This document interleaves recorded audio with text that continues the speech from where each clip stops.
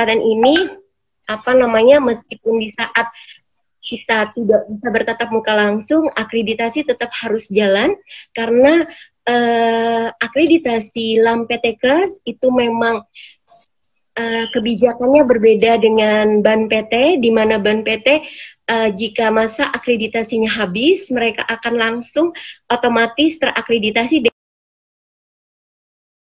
dengan nilai yang sama jika dia tidak ingin menaikkan nilainya.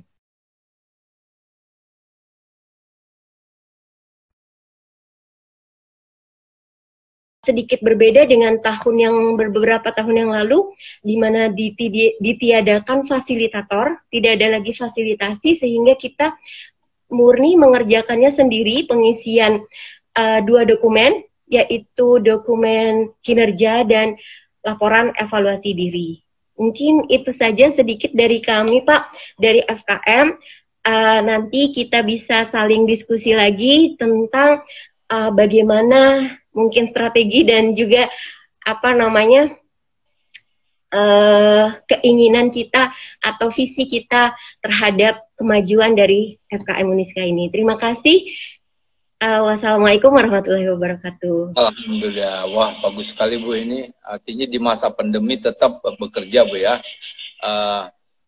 Walaupun tantangannya sangat berat, ya, risikonya sangat berat. Tentunya kan saat kita mengisi instrumen dan untuk mengumpulkan bukti-buktinya tentu ada komunikasi yang tidak terhindarkan lagi tanpa online kan.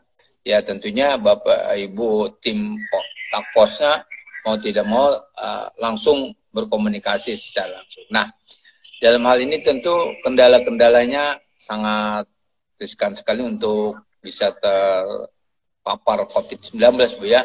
Karena kalau online-nya mudah kan, kita Bapak Ibu di sana, saya di sini, kau di sana, aku di sini kan begitu ya.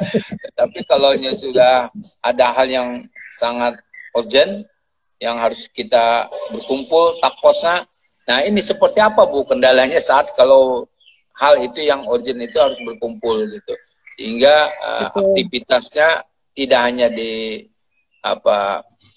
from at home, ya itu kegiatan di rumah saja gitu ya.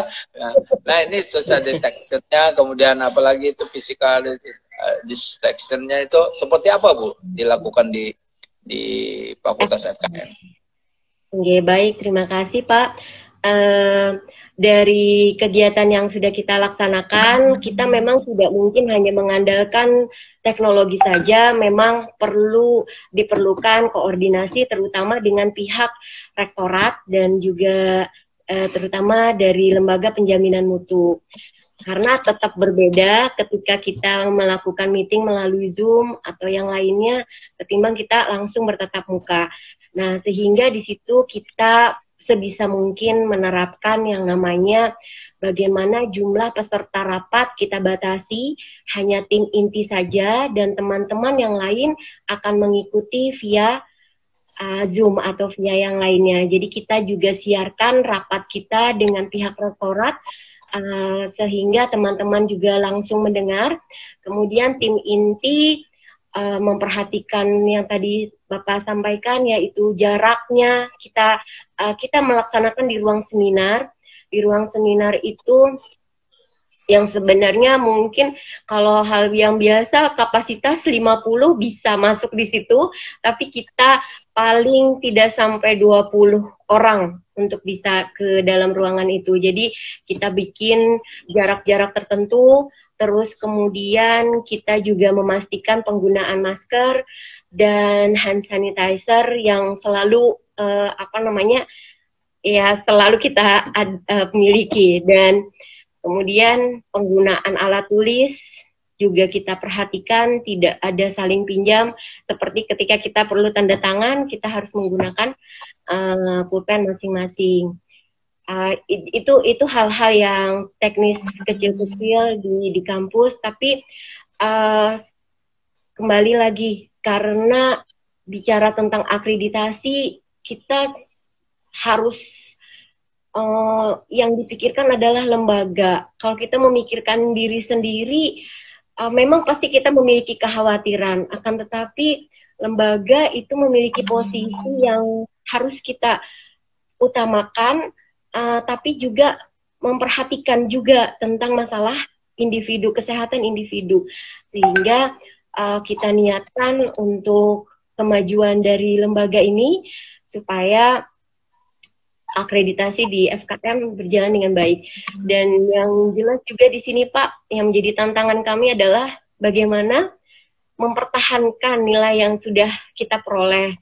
Karena dengan perubahan kebijakan di mana kriteria 9 ini lumayan juga menguras energi, jadi kita memiliki target sebisa mungkin untuk bisa mempertahankan nilai yang kita miliki. Ya alhamdulillah kalau memang bisa ditingkatkan. Kalaupun ini yang paling utama adalah bagaimana mempertahankan. Karena ini berhubungan dengan jumlah student body-nya di FKM. Kita punya jumlah mahasiswa sebesar 1.703 mahasiswa berdasarkan data dari Porlab dan PDDikti. Dan kemudian ini juga harus diimbangi dengan kualitas dari SDM, dosen, tenaga kependidikan, administrasi, gitu ya. Jadi di sini satu sisi banyak hal yang dapat dilihat kalau kita lihat SWOT-nya. Jadi itu mungkin Pak. Iya, tentunya kan sebelum mengisi itu ada beberapa kegiatan ya, yang akan diisi ya, khususnya berkaitan dengan magang Bu ya, karena kalau kurikulumnya berbasis KKNI itu harus berbasiskan kepada dunia kerja, skill. Nah, sehingga di FKM mungkin juga ya penerapan magangnya seperti apa gitu masa COVID ini. Ya, kalau masa tidak COVID kan mudah Bu ya, tapi kan FKM kan magangnya langsung di masyarakat. Ini seperti apa ya? Saya khawatir juga mahasiswanya jangan kena COVID ya, waktu magang. Nah, bagaimana ini keterampilan tidak bisa diwakilkan dengan online gitu. Kira-kira bagaimana? Di sini memang juga sudah kita rapatkan, kita buat konsepnya seperti apa. Yang pertama di FKM itu memang ada beberapa kegiatan yang memang langsung berhubungan dengan masyarakat. Salah satunya yaitu PBL, pengalaman belajar lapangan. Di situ besarannya 6 SKS bahkan. Jadi ada PBL 1, 2, 3. Di semester genap ini kita memiliki kegiatan PBL 1 dan PBL 3. Kemudian magang dan skripsi. Kalau untuk magang, kembali lagi Pak, kami melihat aspek prioritas. Magang di kurikulum itu ternyata secara kurnas itu memang tidak masuk dalam wajib, sehingga pada kegiatan magang ini untuk di semester genap, untuk di semester ganjil karena posisi kegiatannya memang diganjil, magang itu, dan magang ini kalau di FKM dia ke instansi kesehatan, jadi di perkantoran atau di institusi kesehatan. Kemudian skripsi juga begitu, bisa ke masyarakat, bisa ke instansi. Nah, yang banyak menjadi kendala ini, pertama saya lihat dulu skripsinya, masalah melaksanakan penelitian. Banyak instansi kesehatan yang membuat surat kembali penolakan yang awalnya diterima untuk melaksanakan izin penelitian, sudah menembus Kesbangpol, sudah memperoleh izin karena memang kita entah kenapa waktu itu kita majukan waktu pelaksanaan. Jadi sebelum liburan sudah kita berikan briefing untuk skripsi, sehingga kita sebenarnya sebelum masuk masalah bulan Maret pandemi ini, mereka tuh sudah menyusun yang namanya draft proposalnya. Jadi mereka sudah mencari lokasi penelitian. Nah, pada saat pandemi kemudian semakin tinggi tingkatnya di Kalimantan Selatan, tepatnya itu di bulan April, instansi-instansi kesehatan tuh membuat surat penolakan untuk tidak diperkenankan mahasiswa FKM melaksanakan penelitian. Nah, di sini kan kembali lagi kita berpikir seperti apa anak-anak gitu kan. Nah, akhirnya bagi instansi yang melakukan penolakan, karena itu memang tidak mungkin kita intervensi. Ini merupakan kebijakan dari mereka, terutama seperti rumah sakit, Pak. Rumah sakit nih kan sekarang, kalau dulu kita hanya dapat di Kalimantan Selatan 2 rumah sakit, kalau tidak salah ya, Rumah Sakit Ulin dan di Plehari untuk rumah sakit rujukannya. Sekarang semua rumah sakit itu sudah diarahkan untuk menerima hanya pasien COVID saja, sehingga sangat rentan dan rawan sekali bagi mahasiswa FKM, terutama jika melakukan penelitian di sana. Nah, ada beberapa mahasiswa yang karena sudah memperoleh data yang lumayan lengkap, mereka akhirnya tetap bersikukuh menunggu pandemi. Nah, di sini nanti tinggal kebijakan kita seperti apa untuk di masa untuk akademiknya. Tapi ada juga mahasiswa yang memang belum memperoleh data, itu kemudian kita arahkan untuk penelitian ke masyarakat. Untuk ke masyarakat itu kita tidak perlu perizinan secara institusi, bisa ke camat, bisa ke lurah, terus kemudian atau kepala desa, dan di situ mereka, karena misalnya mereka orang sana, mereka tinggal meminta data kepala keluarga atau data mengenai jumlah penduduknya untuk nanti mereka bisa menyusun instrumen apa yang ingin diteliti. Yang saya rasakan saat ini sangat penting sekali kita juga meneliti tentang survei kepatuhan, misalnya survei kepatuhan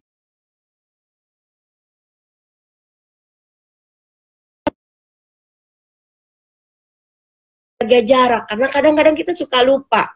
Masker juga masih banyak masyarakat kita yang cenderung menyepelekan seperti itu. Jadi itu sangat strategis menurut saya untuk mahasiswa melakukan penelitian di masyarakat, dan sangat membantu juga bagi pemerintah daerah untuk mendapatkan masukan bagaimana kondisi di masyarakat kita. Lalu untuk ini ada yang bertanya kemudian yang magang ya. Untuk magang memang karena magang ini nanti di semester gasal berikutnya di September itu Pak tahun ajarannya.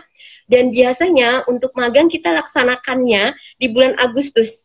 Jadi di liburan semester itu kita laksanakan magang supaya apa? Supaya tidak mengganggu proses perkuliahan. Jadi kan mahasiswa kita tersebar dari beberapa wilayah Kalimantan Selatan, Tengah.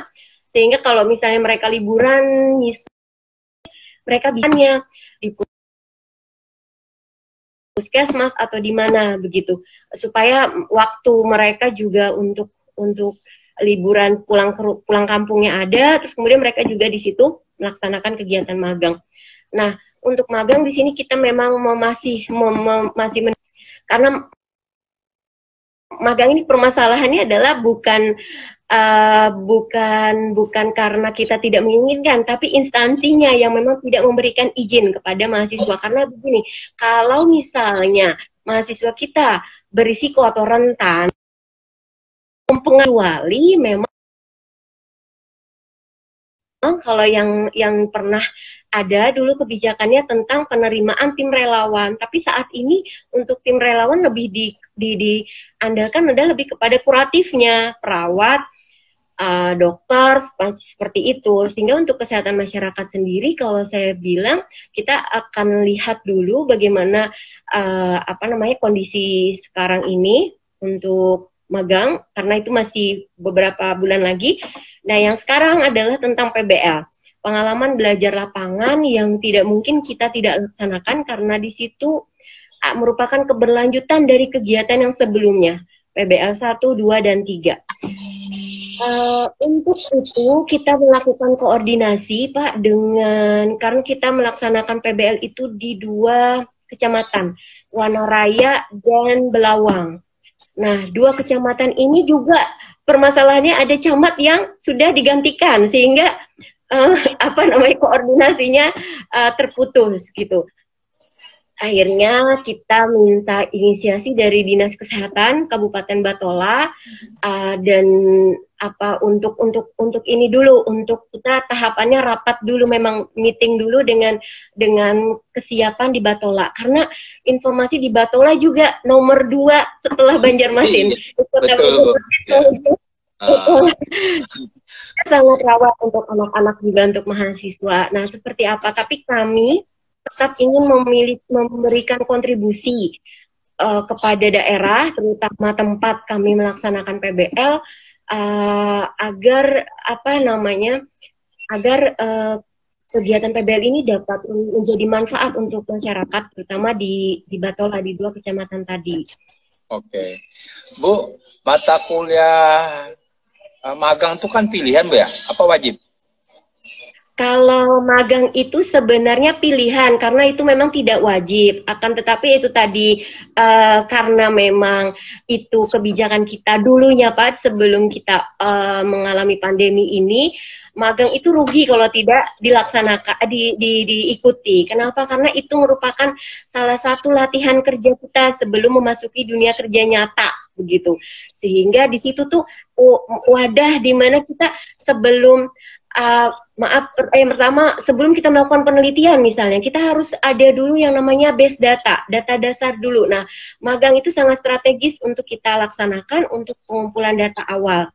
Kemudian yang kedua juga dengan kegiatan magang, saya menanamkan kepada mahasiswa bahwa itu kesempatan Anda untuk mendekatkan diri kepada instansi untuk nanti suatu ketika mereka bisa jatuh cinta gitu untuk bisa merekrut gitu kan. Jadi oh ini anak kok bagus ya, rajin. Oh anak ini kok mudah ya di ini kan kayak gitu. Karena di apa namanya di instansi kesehatan terutama di daerah masih sangat sekali memerlukan tenaga kesehatan masyarakat dan mereka kan rata-rata mereka punya lingkup wilayah yang luas sehingga apa namanya kadang-kadang bagi tenaga kesehatan yang sudah berstatus sebagai PNS itu Pak, kalau jaraknya jauh mereka tidak masuk kerja pun ada katanya gitu. Jadi dengan adanya mahasiswa magang itu cukup sangat membantu mereka. Oke. Tapi bukan secara akademik kalau dia mau pilihan berarti kan di masa COVID ini bisa di apa dilaksanakan kan karena dia pilihan kan. Ya, kalau namanya pilihan boleh. Nah, tapi yang jadi pertanyaan dari yang bergabung, bagaimana strateginya mengatasi yang praktikum yang sifatnya wajib gitu? Strateginya seperti apa gitu untuk di fakultas? Nah, ini dia masalahnya juga. Kalau untuk praktikum, kita itu melakukannya terutama itu pada mata kuliah pengendalian vektor. Jadi pengendalian vektor itu kita melakukan praktikum di Balai Besar Tanah Bumbu, Litbang. Untungnya tidak berada di semester ini mata kuliahnya. Kemudian untuk mata kuliah yang lain seperti biomedis itu yang memang kita akan canangkan Pak untuk lakukan praktikum tetapi belum kita bisa eksekusi karena mengenai prasarana yang memang kesiapannya belum matang ya untuk ya mata kuliah dasarnya. Nah, yang biasanya kita melakukan praktikum secara rutin itu adalah mata kuliah pengendalian vektor. Dan ini tadi juga permasalahannya adalah bukannya kita tidak menginginkan kegiatan praktikum, akan tetapi memang institusi tempat kita bekerja sama untuk melakukan praktikum itu tidak memberikan rekomendasi untuk saat ini. Mereka ada beberapa perkantoran kesehatan terutama tidak menerima tamu dari luar yang hubungannya dengan kegiatan pendidikan. Nah, jadi memang kita hormati kebijakan mereka sehingga kita tunggu dulu pandemi ini sehingga praktikum bisa kita alihkan dengan penugasan. Tentunya penugasan yang bisa bermanfaat untuk masyarakat. Nah, salah satunya adalah dengan menggunakan media sosial seperti ini ya Pak. Jadi media sosial inilah kita untuk menyebarluaskan bagaimana kegiatan mahasiswa FKM seperti misalnya membuat video edukasi, membuat poster yang bisa dimanfaatkan untuk masyarakat luas terkait dengan kondisi pandemi ini. Dan menurut saya itu sangat strategis saat ini. Jadi dampak positif dari pandemi ini ada juga, ya tidak selalu negatifnya. Jadi di sini kita sangat membutuhkan yang namanya kreativitas dari mahasiswa untuk untuk bisa memberikan kontribusinya. Ide-idenya ya, pemikirannya ya. Iya. Ya Bu, dengan adanya COVID-19 ini sangat kondusif sekali gitu ya untuk pembelajaran di FKM semua mata kuliah kayaknya ya, kecuali ya mata kuliah ya FKM karena sifatnya ini kepada epidemi kan, lingkungan ya. Tentunya apa dosen-dosennya bagaimana Bu? Apa ini sebenarnya kalau lebih signifikan lagi FKM ini artinya suatu kesempatan yang luar biasa gitu, bukan kita senang dengan COVID-nya ya, tetapi artinya bersinergik sekali antara situasi COVID dengan penerapan secara yang diinginkan seperti di KKNI, yaitu sesuai apa yang ada di lapangan. Nah, masyarakat kan banyak bingung sekarang ini, ada pembatasan lingkungan sosial, ada pembatasan ini, ada cuci tangan dan sebagainya. Saya rasa itu semua mungkin berkaitan sekali dengan seluruh mata kuliah yang ada di FKN. Nah, sejauh mana saja Bu yang dilakukan oleh mahasiswa, dan tentu ini juga bisa dihargai sebagai suatu mata kuliah magang kan sebenarnya dengan beberapa dia lakukan. Nah, sekarang dosennya seperti apa, mahasiswanya seperti apa, dan respon masyarakat seperti apa Bu dengan kegiatan-kegiatan yang dilakukan? Oh iya, baik. Terima kasih. Untuk kondisi saat ini, apa saja yang sudah misalnya dilaksanakan oleh instrumen komponen-komponen yang ada di program studi, kita memang Pak belum melakukan yang namanya yang ke masyarakatnya itu ada, akan tetapi lebih kepada pengabdian pada masyarakat saja. Jadi di situ salah satunya adalah kita memperhatikan mengenai kesehatan pekerja sektor informal.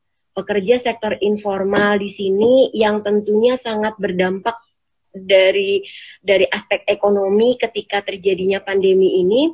Nah, di situ kita melakukan yang namanya paling tidak membantu secara sosial, yaitu pengumpulan dana untuk sembako gitu. Itu ada beberapa kegiatan di FKM. Terus kemudian kita juga melakukan pembagian masker. Pembagian masker ini kita tujukan di awal-awal sebelum masker berjamuran kan kita sempat ada kehilangan pasar masker ketidaktersediaan, sehingga kita harus memesannya ke Jawa waktu itu untuk bisa membagikan kepada masyarakat pekerja yang di sektor informal.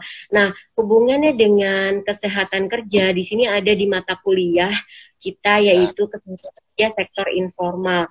Jadi kesehatan kerja sektor informal ini kan Pak, permasalahannya mereka tidak memiliki dasar perlindungan terhadap mereka yang bekerja di sektor informal kan tidak ada.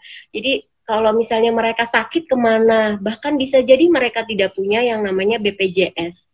Kalau mereka mengalami gangguan kesehatan kemana, apalagi kondisi sekarang yang sehari kalau mereka tidak bekerja. Ya. Oke, Bu, untuk ini terputus nih. Ya, Bu, Iya, ya. Tadi kemudian juga dari dosen di sini kita memang banyak jaringannya Bu ya.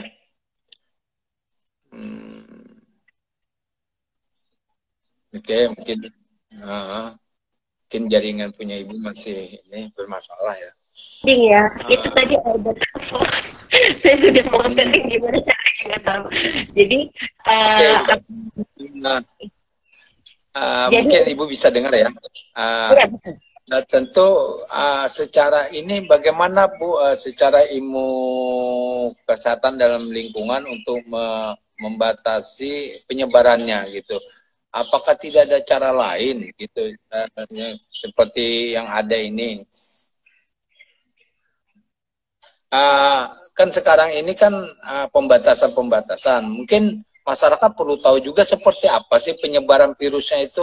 Ada yang mengatakan bisa lewat udara, ada yang bisa lewat Ya, tapi yang human to human katanya. Itu yang jelas yang mana, Bu? Kan penyebaran virusnya itu seperti apa gitu. Kita orang bukan kesehatan nih bingung. Ada lihat WA ya. Oh ini virusnya bisa hidup di air. Wah, bingung juga kita. Kita sementara kita yang cuci tangan pakai air. Kemudian ini pakai apa disinfektan itu akan merusak kulit, kanker kulit gitu.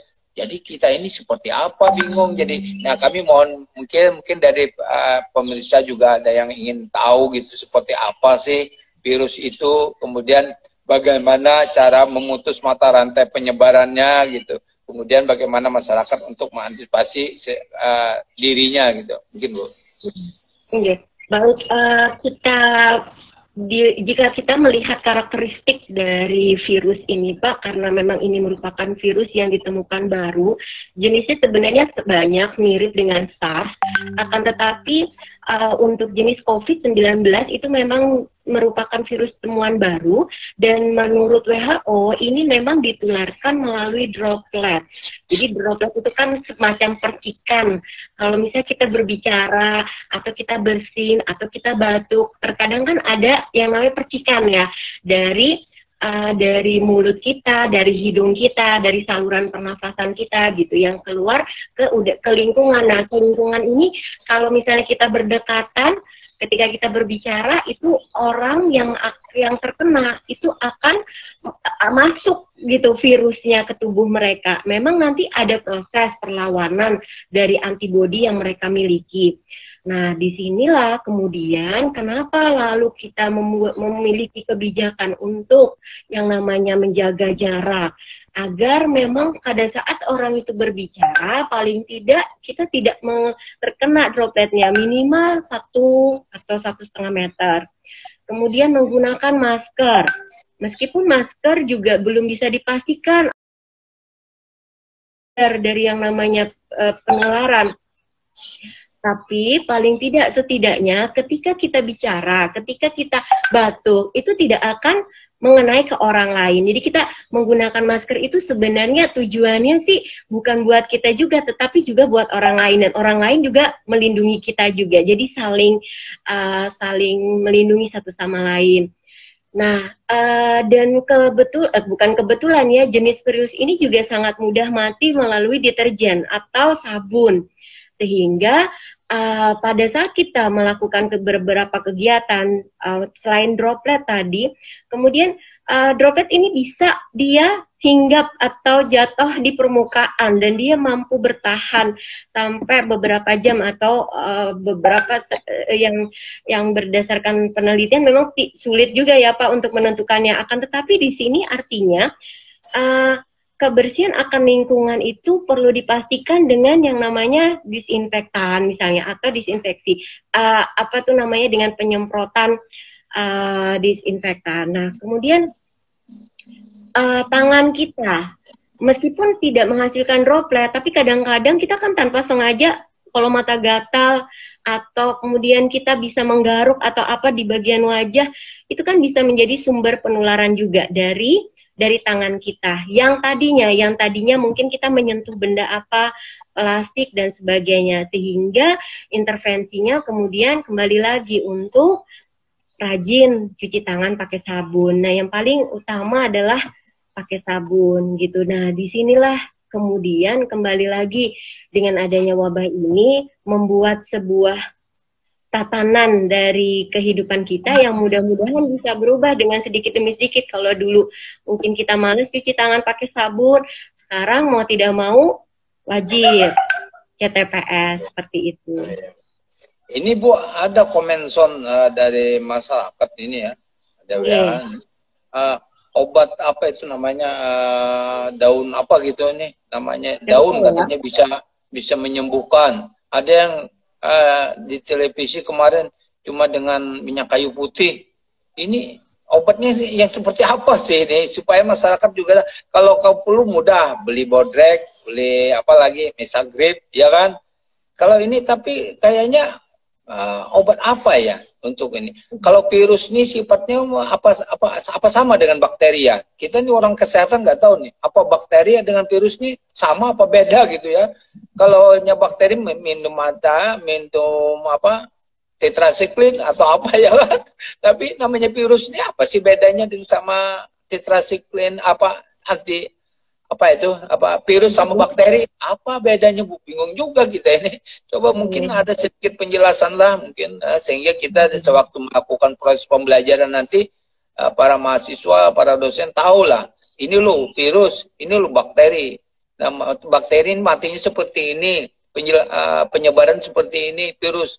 Kalau persepsi saya Bu sementara ini virus bakteri sama aja karena saya bukan orang kesehatan. Kira-kira mohon penjelasan dulu supaya nanti proses new life akademik kita bisa diantisipasi lebih dulu.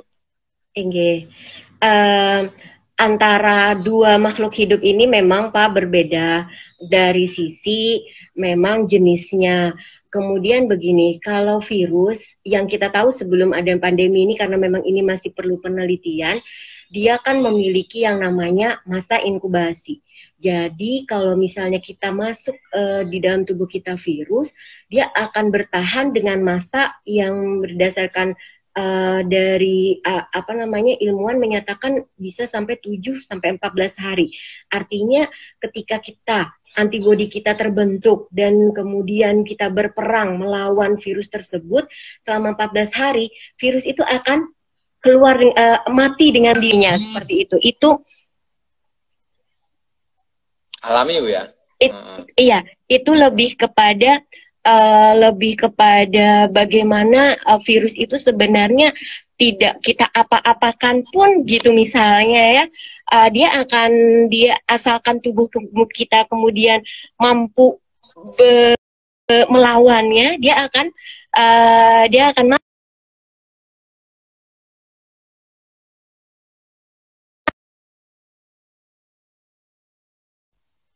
Kak, tadi juga saya sampaikan yang tadi melalui droplet, mirip juga dengan TBC, Pak.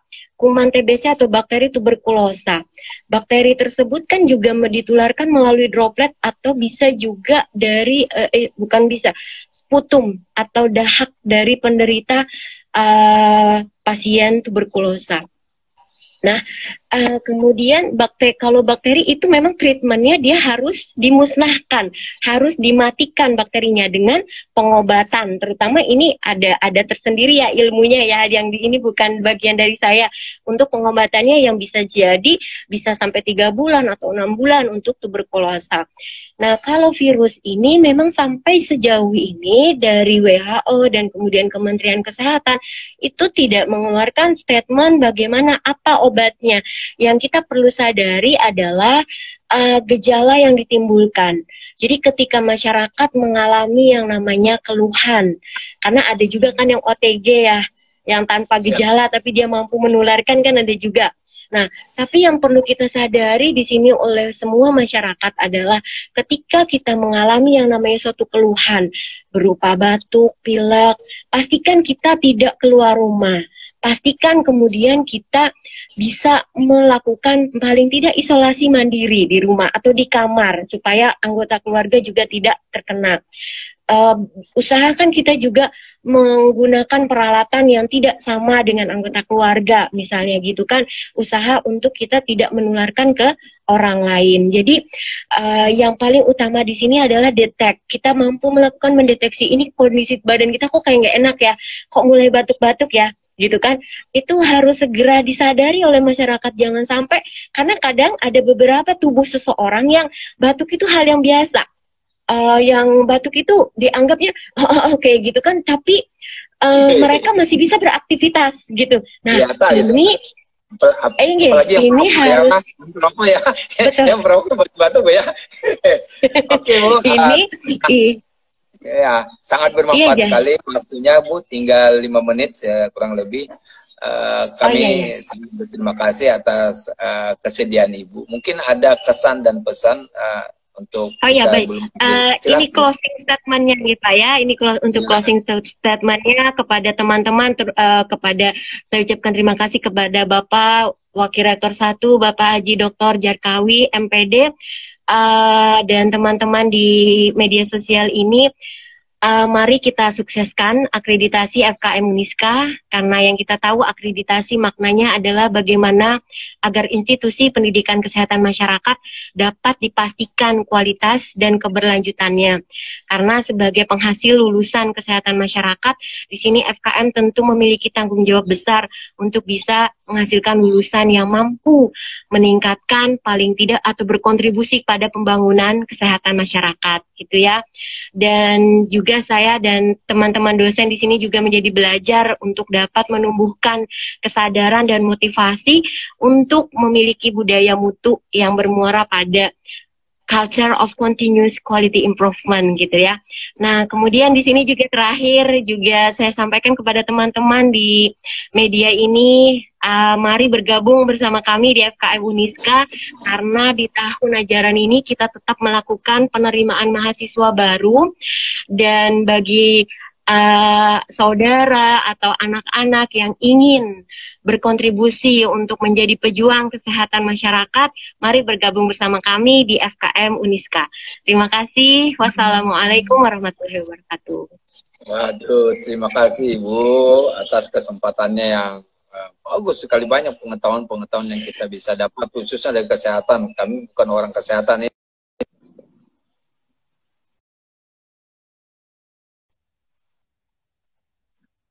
Pakai masker kan gitu, ingin ikut aja gitu Bu ya.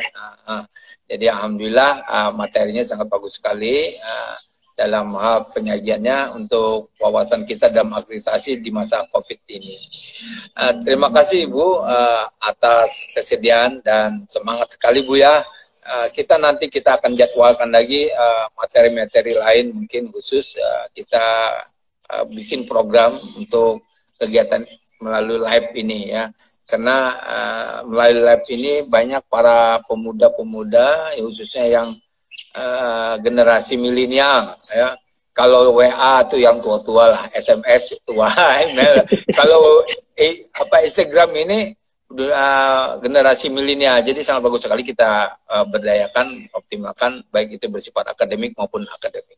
Terima kasih Ibu atas kesediaannya. Kami ucapkan wabillahi taufiq wa hidayah. Wassalamualaikum warahmatullahi wabarakatuh.